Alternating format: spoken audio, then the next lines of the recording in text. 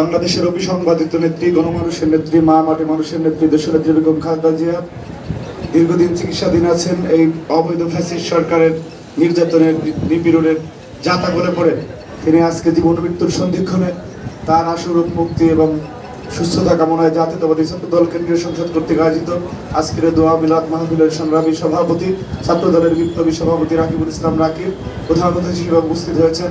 চলমান গণতন্ত্র পুনরুদ্ধার আন্দোলনের রাজপথের সিংহপুরুষ ফ্যাসিস্ট হাসিনা সরকারের আতঙ্কের আর এক নাম জাতীয়তাবাদী দল বিএনপির সিনিয়র যুগ্ম মহাসচিব শ্রদ্ধাভাজন অ্যাডভোকেট রুহুল কবির রিজভী আহমেদ।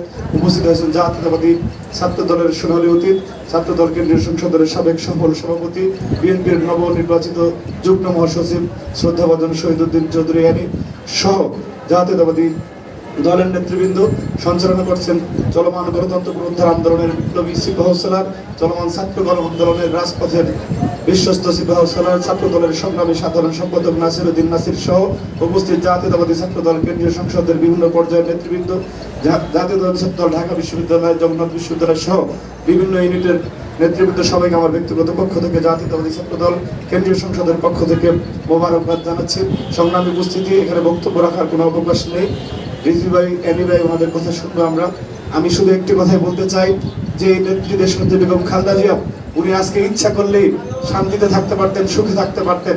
জীবন মৃত্যুর সন্ধিক্ষণে বসেও যে মহিষী নেত্রী এই অপশক্তির সাথে, তাবেদারদের সাথে কোনো প্রকার আপোষ করেননি।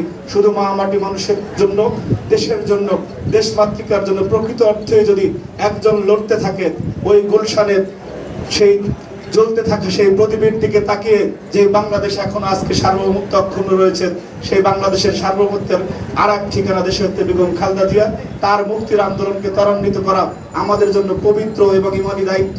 সেই ইমানি দায়িত্ব যাতে আমরা ঐক্যবদ্ধভাবে কাঁধে কাঁধ মিলিয়ে সফল করতে পারি, আগামী দিনের সেই আন্দোলন সংগ্রামে জাতীয়তাবাদী ছাত্র দলের প্রত্যেক নেতাকর্মীকে ইমানের সাথে, বিশ্বস্ততা এবং দৃঢ়তার সাথে এই ফ্যাসিবাদের মোকাবেলা করার আহ্বান জানিয়ে বিদায় নিচ্ছি। জাতীয়তাবাদী ছাত্র দল জিন্দাবাদ, বাংলাদেশের মা মাটি মানুষের নেত্রী দেশনেত্রী বেগম খালেদা জিয়া জিন্দাবাদ, স্বাধীন আধুনিক বাংলাদেশের স্বপ্নদ্রষ্টা শহীদ রাষ্ট্রপতি জিয়াউর রহমান অমর হোক, বাংলাদেশের গণমানুষের নেতা দেশ নায়ক তারেক রহমান জিন্দাবাদ। আসসালামু আলাইকুম।